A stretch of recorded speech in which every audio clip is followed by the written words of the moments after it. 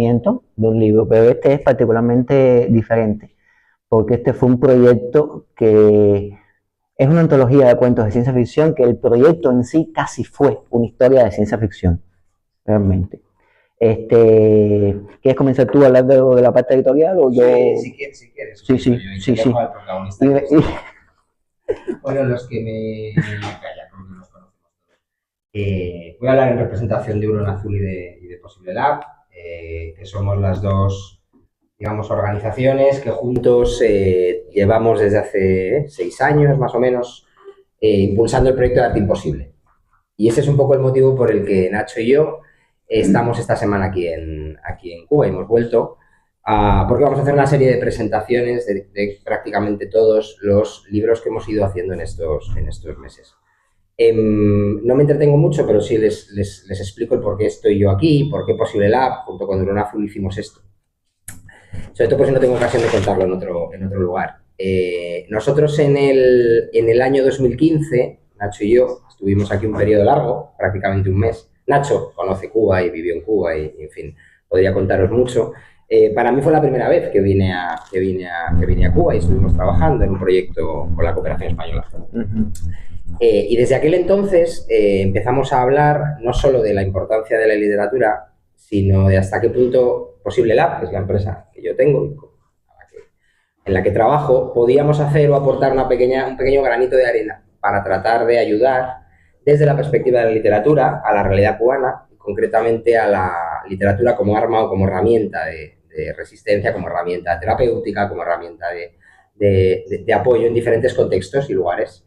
Y empezando a hablar de todo esto y utilizando el nombre del área, digamos, de responsabilidad social de nuestra empresa, que se llama Arte Imposible, que es un concepto que construimos, pues dijimos, pues perfecto, porque tenemos una editorial, tenemos un nombre para la colección que se llama Colección Arte Imposible, ya lo tenemos todo. Ahora solo tenemos que encontrar proyectos que merezcan la pena. Exacto. Y desde ese momento empezamos a buscarlos. Si no me equivoco, Nacho, corrígeme, el quinto. Este es el quinto de los proyectos y aborda además una temática, no me voy a extender porque él ya lo va a contar en detalle, de la ciencia ficción que no teníamos, era un espacio que no habíamos explorado. Para nosotros fue bonito, muy divertido, y además particularmente me siento orgulloso porque yo creo que es de las primeras veces donde parte de mi equipo intervino en la propia construcción. De hecho, las ilustraciones que veis en el libro, que estética más de cómic y digamos que se separan un poco de otras ilustraciones de otros libros, pues las hizo Clara Cerro, que es la ilustradora y diseñadora gráfica de Posible, que no está hoy aquí, pero sé que está encantada porque así me lo dijo, de que por fin pudiéramos hacer una presentación y con vosotros, ¿no? Bueno, los importantes sois, Eric y todos vosotros y vosotras que habéis participado de una otra manera. Para mí es un placer poder hacerlo. Lo importante no es cuántos somos, sino la calidad de los que estamos, que yo creo que eso es lo importante. Y nada más, hacer esto para nosotros es una pequeñita contribución, pero es probablemente de las cosas más satisfactorias que tiene uno cuando trabaja, poder hacer este tipo de cosas. Y desde luego el compromiso que tenemos, ¿verdad? Yo lo decía ayer, esto lo empezamos, ya no vamos a pararlo. Claro, pues parar. Cuando llevas 6 años ya no paras, ya lo tienes que continuar, ¿no? Reconozco que, y termino ya con esto como detalle, nosotros cada libro que hacemos, aparte de apoyarlo en la edición, elaboración y toda esta historia, yo lo utilizo luego con nuestros colaboradores y clientes en España y es el regalo que yo entrego en Navidad. El regalo que yo entrego en Navidad es el libro que hemos hecho. El libro y luego una cosa maker que hacen en el taller, una parte de la empresa, ¿no? Pero es el libro, ¿no? Y este es uno de los que más acogida tuvo. Sí. No me digas por qué, por la temática, por la locura de mezclar la ciencia ficción con la cubanía y con el Caribe, entonces de repente, ¿no? Esto ya os lo cuenta ahora Eric en profundidad, por la parte de ilustraciones, porque era, ¿no? Entonces fue uno de los que más acogida tuvo y más nos felicitaron por hacerlo, y para mí es muy valioso, parece una tontería, pero para mí que haya personas que hayan recibido durante 6 años, uno detrás de otro, una serie de libros que estén en su biblioteca es una cosa muy valiosa. Ya está, no me entiendo más, que soy tendente a hablar mucho. Muchas gracias por haber conseguido el espacio en tan poquito tiempo, por organizarlo, y usted además que le encaja como anillo al dedo. Porque este es un espacio dedicado al cómic también. En un lugar estupendo. Yo, de hecho, me voy a levantar y te voy a dejar a ti solo, que eres el protagonista, y ya tú vas contando. Muchas gracias a todos por estar aquí. Ok, bueno, vamos a hablar primero de la distopía. Ya que yo durante años trabajé en el Centro Nelio Jorge Cardoso, muchos aquí me conocen por mi clase de ciencia ficción latinoamericana, pese a que soy escritor de ciencia ficción, fundamentalmente soy escritor de ciencia ficción, todo lo demás vino solo. Entonces, pero yo casi todo lo que empieza que parece que es una clase y no voy a hacer preguntas al final, no se asusten. Y vamos a empezar todo comenzó por el concepto de distopía. Todo empieza por lo que es la distopía. O sea, ¿qué cosa es una distopía? Es lo contrario de la utopía. Es decir, la utopía es la idealización de la sociedad y de la política. O sea, es el escenario, yo soy un gran enemigo de llamarle subgénero, es el escenario dentro de la ciencia ficción y la fantasía, dentro de la literatura fantástica, donde la ciencia ficción la aporta las ciencias que no son duras, que no son matemáticas, que no son físicas, sino que son la antropología, la historia, la sociología.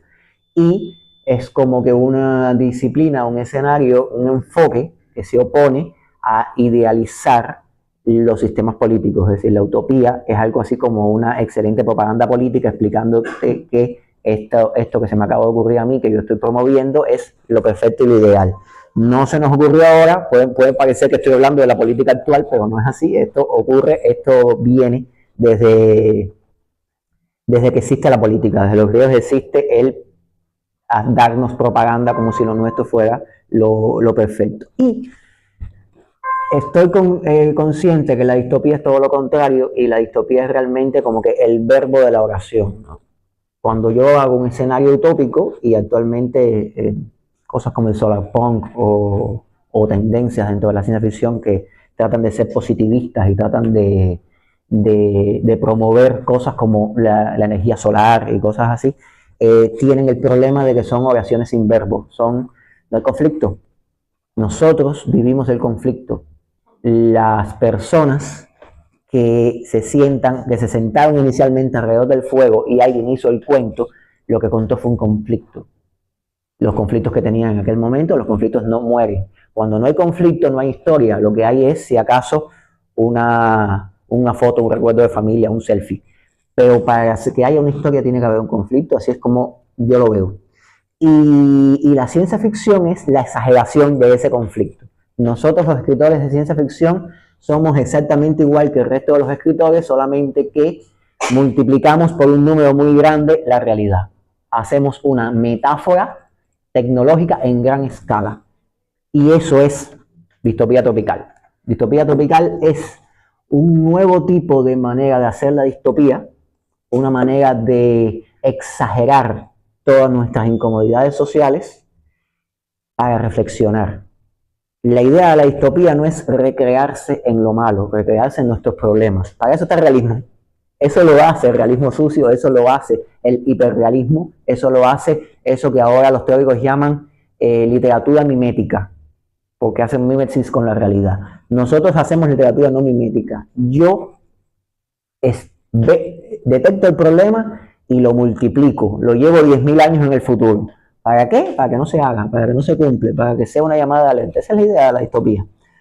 Durante años, la distopía histórica, 1984, Nosotros, Mundo Feliz, es la distopía anglosajona, se basa mucho en la propaganda política que intenta demonizar lo que queremos criticar, pero con los años eso ha cambiado. Nunca estuve muy de acuerdo con los enfoques que iba teniendo la distopía a medida que fui desarrollándome, hasta que un día en el Centro Nelio Jorge Cardoso un estudiante leyó un cuento, que es un cuento distópico, un cuento que está aquí, un cuento distópico, pero que estaba escrito con buen humor, continuo, con sátira. Era un cuento, era la manera de enfrentar la realidad que tenemos los cubanos, pero al mismo tiempo era ciencia ficción, era distopía, y usaba la distopía para reflexionar. Y automáticamente recordé cuentos de otras personas que había leído que tenían más o menos ese enfoque, y en ese momento yo dije, es que eso que tú has hecho es una distopía, pero con otro tono, con un tono distinto, es una distopía tropical. Y ahí me saqué de abajo de la manga el término, el término no existía, y a partir de ese momento es como si una cosa llamara a la otra. Cada vez que iba a una lectura de cuentos,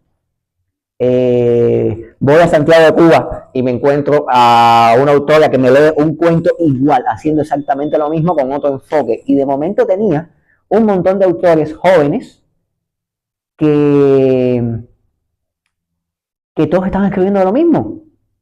¿Por qué todos estaban escribiendo lo mismo? Bueno, para empezar, todos vivíamos en una distopía. Esto es una distopía escrita desde la distopía. Y no es malo reconocerlo. Lo que es malo es negarlo y decir que es una utopía. Cuando tú vives ya en la distopía, se te quita dejas de ser una víctima, que es lo que sucede cuando tú lees 1984. Es una gran novela, pero es una novela profundamente depresiva. ¿Por qué? Porque si bien el autor vivió en escenarios bastante distópicos, lo escribió desde su tranquilidad del primer mundo en Londres. Es un británico que tenía todo cómodo. Por lo tanto, él se estaba imaginando lo terrible que sería para él perder sus comodidades o perder su identidad o perder su independencia. Se imaginaba lo terrible que podría ser una sociedad distópica, una sociedad no organizada. Cuando ya tú vives en una sociedad que es distópica, cuando ya tú vives en una sociedad que es desorganizada, que no tienes esas cosas, si yo sigo deprimiéndome, bueno, para empezar, lo que hago es hiperrealismo. Y para terminar, termino suicidándome y la obra se publica post-mortem. Yo tengo que recurrir a otra cosa para no deprimirme. Lo que hago todos los días, lo que hacemos todos los días nosotros cuando nos levantamos de la cama y empezamos el día. Cada quien tiene un método para enfrentar la realidad como puede. Y hay muchos caminos, esto es como las artes marciales, hay muchos caminos. Los cubanos ofrecemos la sátira, el humor, el buen tino, el burlarnos de nosotros mismos. Miren la pila de memes que hay con los apagones. Miren la pila de chistes que hemos nosotros creado de nuestro propio problema. ¿Nos estamos burlando de nosotros mismos? Sí y no. Estamos reflexionando, estamos buscando una manera de no llegar a la depresión y de buscar una solución, aunque sea una solución personal. Y eso es distopía tropical. Distopía tropical son simplemente una colección de cuentos que nos ayudan, y fundamentalmente creo que ayudaron a los autores, yo incluido, a lidiar con el día a día.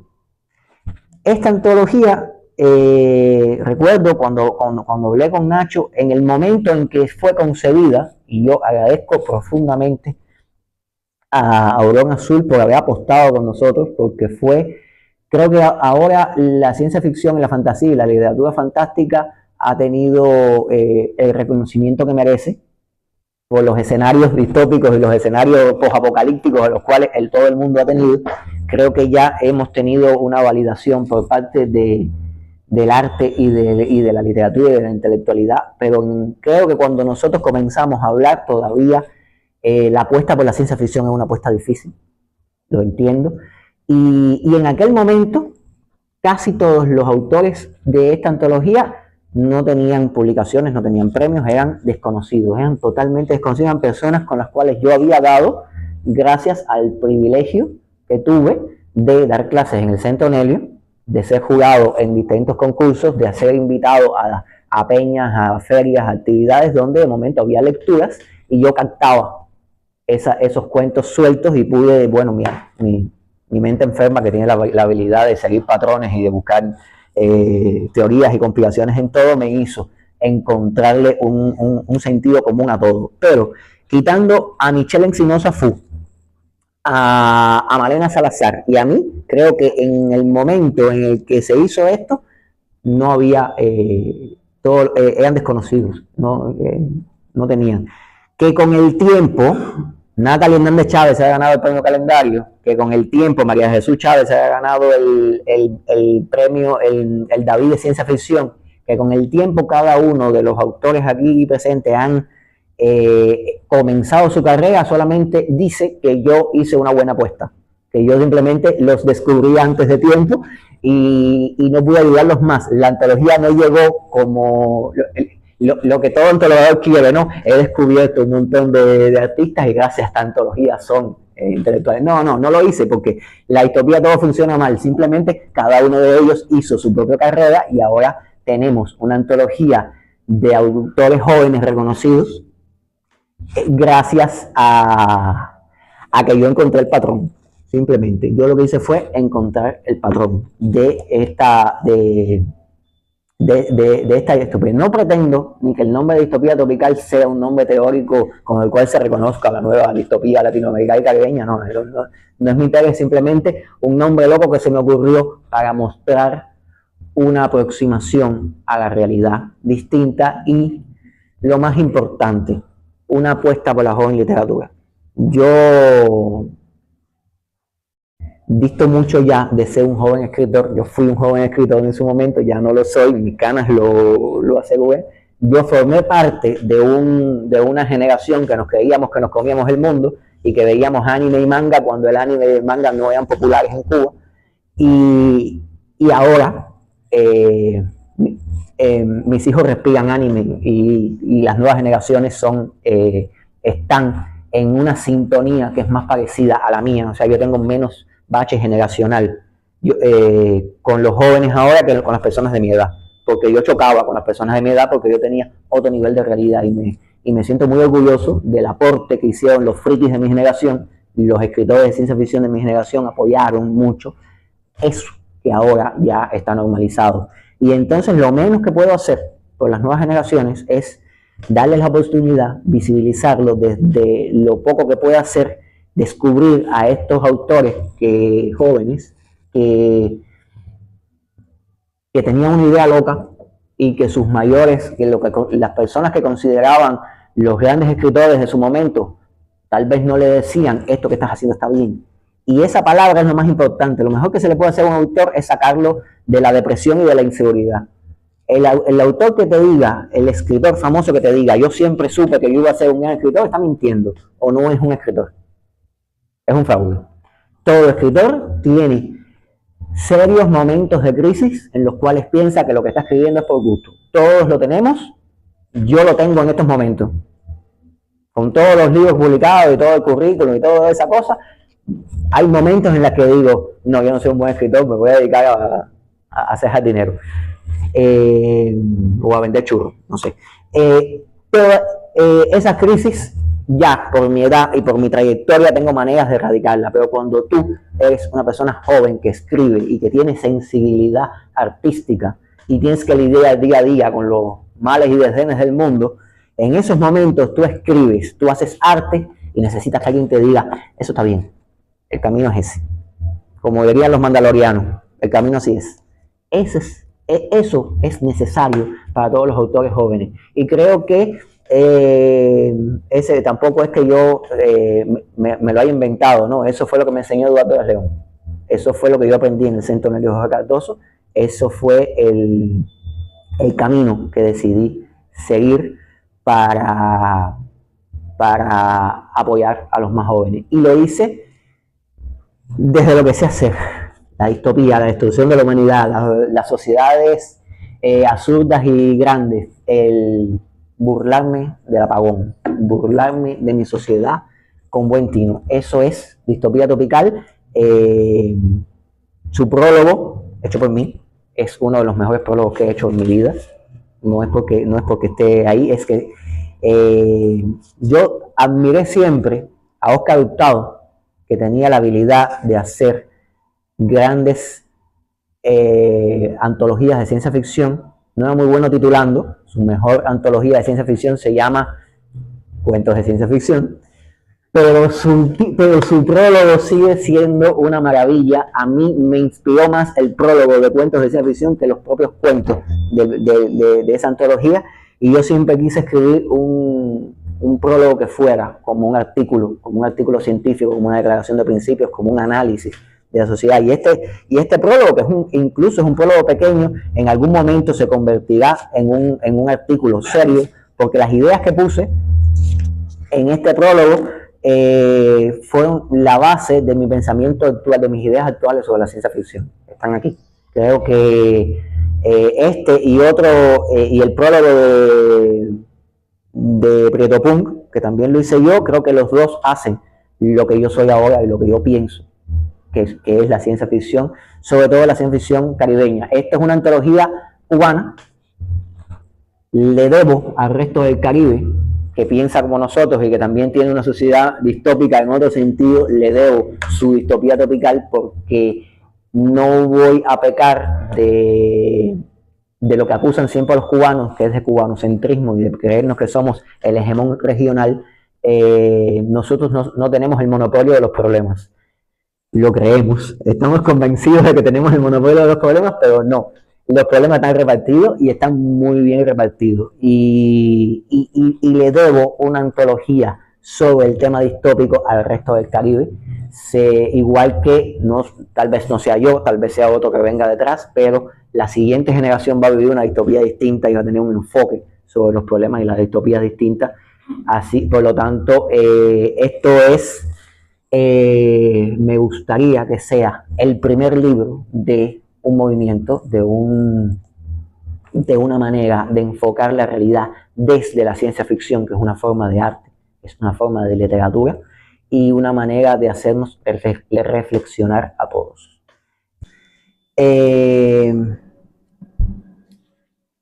Un especial agradecimiento a la ilustradora. La ilustradora supo captar la idea de cada cuento, dándole un tono fresco y hermoso a las cosas, con mucha influencia de esto moderno del anime y del manga, y al mismo tiempo con un toque artístico. Realmente nosotros estuvimos en contacto, ella trabajó sola, o sea, ni siquiera, o sea, no hubo contacto entre los autores y ella, simplemente leyó la obra y la codificó acorde a su arte, y creo que le ha dado ha contribuido a que el producto final, que es el libro, tenga una dimensión artística. Yo como antologador les confieso que no soy muy bueno, porque rompo muchas normas, y una de las normas que he roto ha sido que en una antología de narración he incluido una poesía, porque es una poesía de ciencia ficción de Lisandra Navas, la autora, no pudo venir ahora, es Habana 2052, que lo traté de poner justo en el centro de la antología. ¿Por qué? Porque el sentido artístico, o sea, yo asumí la antología como un viaje artístico, como una aproximación, y entonces asumí un lector que ni siquiera yo soy ese tipo de lector. Yo leo el índice, piteo y empiezo a leerme el que me resulta interesante, pero asumí un lector disciplinado, que no era yo, que empezara por el cuento de Michel Encinosa Fu, cuento viejo, cuento que data, yo me lo leí ya hace más de 10 años, yo me leí ese cuento, y es un cuento que tiene una actualidad brutal, lo cual una vez más habla de la grandeza de Michel como escritor. En el medio tiene un parón para leerse un poema de ciencia ficción cuyas imágenes son absolutamente distópicas, y termina con el cuento de Malena, con el de la cisterna. Discúlpame, Malena, por no recordar el nombre. Silencio en la cisterna, que es un cuento brutal que se sale de la distopía, que cae en el posapocalíptico, porque el final de la distopía es el apocalíptico. Es el posapocalíptico porque uno trabaja con la degradación de la sociedad y otro trabaja con la destrucción de la sociedad. O sea, en algún momento el apocalipsis, la destrucción, a veces no sabemos cuándo llega. No sabemos si vivimos en una distopía y en una sociedad que está a punto de llegar a su final, o a punto de renacer, porque un apocalipsis necesariamente no es el final, o cuando ya eso pasó y nos estamos reconstruyendo y estamos replanteándonos las cosas. Y entonces, si se aproximan al libro, háganlo como un todo, háganlo no como una colección de cuentos ligeros que tienen un elemento en común, sino como un solo libro, como si fuera un solo autor, porque todos somos los autores.